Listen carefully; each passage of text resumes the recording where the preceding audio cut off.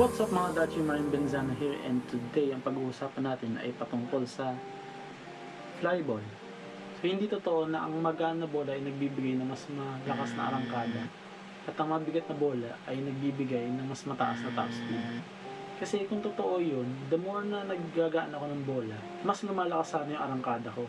And the more na nagbibigat ako ng bola, mas tumataas sana yung top speed ko. Pero kasi hindi talaga ganun yung nangyayari sa CVT natin. Ang function kasi talaga ng mga flyball natin o itong mga ball natin is sila yung nagde-determine sa kung anong RPM rate mag-uumpisa mag-shift ng gear ratio yung CVT natin.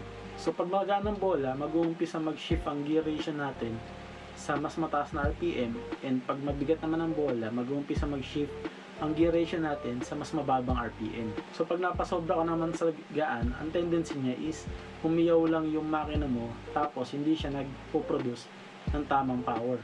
Pag napasobra ka naman sa bigat, kukulangin yung RPM mo para ma-reach yung peak power sa pinakamataas na gear ratio. So sa pagtutunan natin ng bola, ang hinahanap talaga natin dito is yung RPM rate na magbibigay sa atin ng max power ng motor natin. Kaya tayo nagtutuno ng flyballs. Ngayon, sa pagtutuno ng flyballs, para sa akin, nahati sa dalawa yan. So, una, tinutuno natin yung flyballs natin, depende dun sa RPM rate na nire-require ng makina natin. Ito yung RPM rate kung saan naibibigay ng CVT natin yung peak power ng makina natin na hindi nahihirapan yung makina natin. Yung pangalawa naman, ito naman yung pagtutuno na nakadepende sa driving preference mo bilang rider or yung driving habit mo. Kung ikaw ba yung tipo na gusto na malalim yung piga o yung magaan lang yung piga.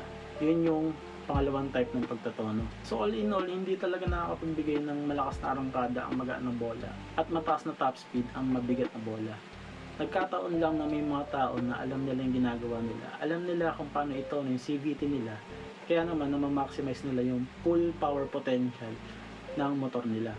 Kaya sila nagkakaroon ng magandang arangkada at mataas na top speed. Nung springs ang pag-uusapan natin, siguro maniniwala pa ako na talagang madadagdagan ng arangkada natin.